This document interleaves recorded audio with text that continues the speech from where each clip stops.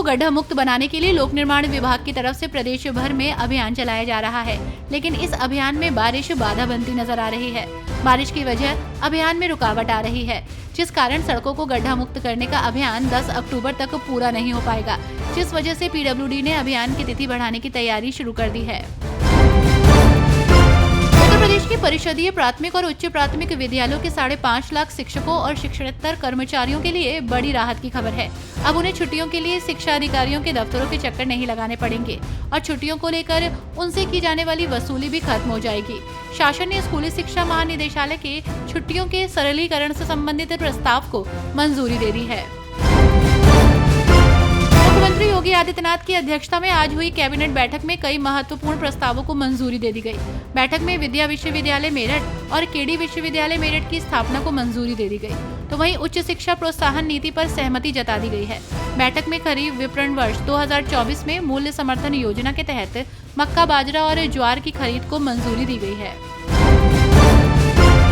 प्रदेश स्थित अयोध्या के भदरसा गैंगरेप मामले में आरोपी सपा नेता मोहित खान का डीएनए मैच न होने पर सियासी बवाल मच गया। ऐसे में इसी बीच समाजवादी पार्टी के सांसद अवधेश प्रसाद ने भी प्रतिक्रिया दी। उन्होंने कहा कि हमारे नेता अखिलेश यादव ने संदेह व्यक्त किया और मामले में डीएनए टेस्ट की मांग की। राज्य और देश के मुसलमानों के प्रति सीएम की मानसिकता बहुत निराशाजनक है। ये स्पष्ट था कि डीएनए टेस्ट का परिणाम नेगेटिव होगा। यूपी के प्रतापगढ़ जिले ने राशन कार्डों की ई-केवाईसी करने में प्रदेश में पहला स्थान हासिल किया है। अब तक जिले में 15,73,646 यूनिट की ई-केवाईसी हो चुकी है। ये ब्यौरा सोमवार तक का है। कार्ड धारक अब भारत देश के किसी भी कोने में ई-केवाईसी करा सकते हैं। ई-केवाईसी कराने की अंतिम तिथि 31 दिसंबर है। उत्तर प्रदेश के उप मुख्यमंत्री केशव प्रसाद मौर्य ने समाजवादी पार्टी का जिक्र कर कई गंभीर आरोप लगाए। अब सपा नेता आईपी सिंह ने इस पर पलटवार किया है। भारतीय जनता पार्टी के नेता और डिप्टी सीएम केशव प्रसाद मौर्य ने सपा का नाम लेकर कई आरोप लगाए। उन्होंने लिखा, अपना खुद का परिचय देते भूमाफिया केशव प्रसाद मौर्य पीडब्ल्यूडी को लूट कर 18 कामधेनु ग्रुप ऑफ कंपनी के मालिक बन गए। ईडी सीबीआई से कामधेनु की जांच होनी चाहिए। 4 जून तक 80-80 सीटें जीतने का दावा कर रहे थे, अपना जिला तीसरी बार हार गए। शामली के एक्सिस बैंक में एक बदमाश ने मैनेजर को बंधक बनाकर 40 लाख रुपए लूट लिए। घटना की सूचना पर एसपी कई थानों की फोर्स के साथ मौके पर पहुंचे। सीसीटीवी फुटेज के आधार पर जांच की जा रही है। एसपी ने घटना को संदिग्ध मानते हुए मैनेजर और कैशियर से पूछताछ शुरू कर दी है। जल्द ही घटना का राजफाश करने का दावा किया गया है।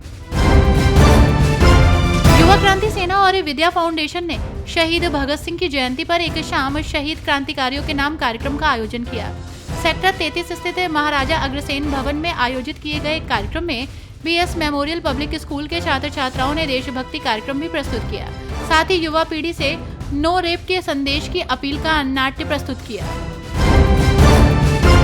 उत्तर प्रदेश में भारतीय जनता पार्टी ने 2 से 25 सितंबर तक सदस्यता अभियान चलाया।